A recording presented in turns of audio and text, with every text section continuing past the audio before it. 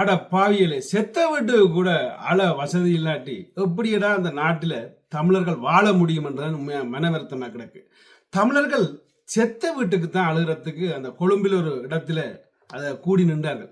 So அதை கூட அங்கே விடாத இளைஞர்களும் சில பிக்குமாரும் அதாவது ஆமத்துருவும் நின்று அங்கே செய்த விளையாட்டுக்களை நாங்கள் பார்த்தோம். அதாவது ஒரு நாட்டில் ஒருவனுக்கு சுதந்திரமும் தீர்வும் தான் செய்யலாம் எல்லாம் என்ற ஒரு உணர்வு இருக்கு மட்டும்தான் அந்த நாட்டோட அவன் இன்னும் ஒட்டி வாழுவான். அதுக்கு பிறகு அந்த நாடும் வளர்ச்சி அடையும். அதாவது வெறும் கையில அதிகாரம் இருந்து ஒன்றும் செய்ய முடியாது. அதாவது எல்லாற்ற கையிலையும் இருக்கணும் அதிகாரம். அது வெறும் கையிலையும் இருக்கணும், பணம் இருக்கிற கையிலையும் இருக்கணும், ஏழைகள கையிலையும் இருக்கணும். அப்பதான் அந்த நாடு முன்னுக்கு வரும். இது நான் தான் அதிகாரத்தை வச்சிருப்பேன் என்று நின்றால் இங்க ஒன்றும் வேலைக்காகாதுன்றதை சொல்லிக்கொண்டு இந்த வீடியோக்குள்ள நுழைவேன். அதாவது நான் உண்மையாக சொல்ல போகிற விடியம் அந்த இனத்தை பிரிக்கவோ இல்லாட்டி ஏதோ ஒன்று கூத்து போடவோ இல்லை, ஒரு சிந்திக்கிறதுக்காக தான் இந்த விடியம். நேற்று பார்த்தீங்களா இருந்தால் வெள்ளவத்தையில் நடந்த சம்பவம் ஒரு மனவருத்தத்துக்கு உள்ளான ஒரு விடியம்.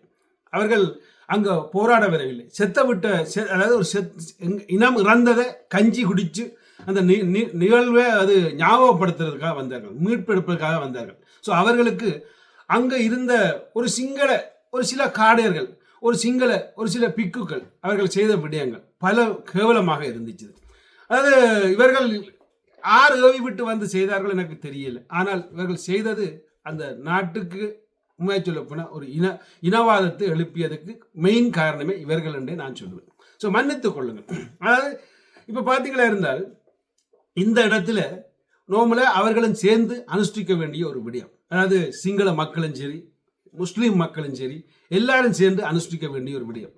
எங்கேயோ ஒரு நாட்டில் பிரச்சனை, அதாவது ஈரானில் பிரச்சனை இல்லாட்டி பலஸ்தீனில் பிரச்சனை என்றால் நாங்கள் எல்லாரும் ரோட்டுக்கு வந்து நீங்கள் கூத்து போடுறீங்களே, உங்களோட சொந்த நாட்டுக்கு நடந்த பிரச்சனைக்கு ஏன் நீங்கள் இப்படி ஒரு கேவலமான செயல்பாடில் ஈடுபடுறீங்க? அதுதான் மனவர்த்தத்தை உண்டாக்குது திருப்பியும் மீண்டும் மீண்டும் தமிழர்களுக்கு. இது ஒன்றும் இனவாதம் என்று இல்லை. நாங்கள் செய்த இனவாதம் என்று நீங்கள் சொல்கிற ஆட்கள் எல்லாம் உண்மையாக சொல்ல போனால் பெரிய ஒரு இனவாதிகள். அதாவது எனக்கு நன்றாக தெரிஞ்ச ஒரு நண்பர் கூட, சிங்கள நண்பர், அவர் நான் போட்ட முள்ளிவாய்க்கால் வீடியோக்கு இவ்வளோ பேர் செத்துட்டுன்னு சொன்னேன். அங்கே அவர் எழுதின கருத்தை கேட்டோன்னே நானே அதிசயித்தேன். அவர் உள்மனதில் அதுதான் நெச்சு கொண்டு இருக்காரு. அங்கே நோபடி, அங்கே ஒருவரும் சாகையில் என்ற மாதிரி ஒரு இங்கிலீஷில் ஒரு கருத்தை போட்டேன். ஸோ அப்பான் புரிந்து கொண்டேன், இவர்கள் எங்களை புரிய போகிறதும் இல்லை, எங்களை வாழ விட போகிறதும் இல்லை என்றதை நான் புரிந்து கொண்டேன். அதாவது இதில் இப்போ உள்ள எங்கள்ட அரசாங்கம் அனுரகுமார திசாநாயக, ஸோ அருமையான மனிதன், இவர் இருக்கு மட்டும் இந்த காவல்துறையை போட்டு இந்த சிங்கள காடையரை தடுக்க முடியுது. அன்றைக்கு இது வேறு யாற்றின் ஆட்சியாக இருந்தால் சிங்களவர் கலைச்சிருக்கலாம். அந்த நினைவேந்தல் நடக்கிற இடத்துல வந்து இப்போ சட்டி எல்லாத்தையும் அடிச்சு உடைச்சிருக்கலாம், கஞ்சி எல்லாத்தையும் எடுத்து ஊற்றி இருக்கலாம், பல விடயங்களை செய்திருக்கலாம். ஸோ அப்போ ஏதோ இந்த ஒரு நல்லரசு இருக்கு மட்டும்தான் எங்களுக்கு பாதுகாப்பு இருக்குன்றலாம் மாற்று கருத்து இல்லை. ஆனால் இந்த நல்லரசு இருக்கே எங்களுக்கு ஒரு உரிமை, எங்கள்ட பாதுகாப்பை ஒரு நிரந்தரமாக உருவாக்க வேண்டும் என்றால் தமிழர்கள் எல்லாருடைய வேண்டுகோளும் அதை செய்வார் என்று நம்புகிறோம். அதாவது அடுத்ததாக இன்னும் நான் சொல்லிக்கொண்டு இதில் விடைபெற விரும்புகிறேன்.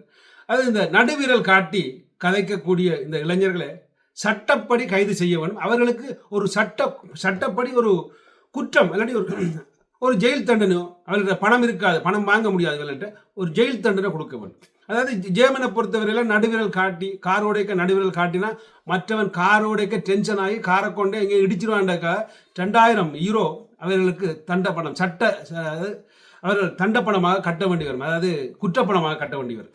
ஸோ அப்படி ஒரு சட்டத்தை இலங்கையிலே கொண்டு வரணும்.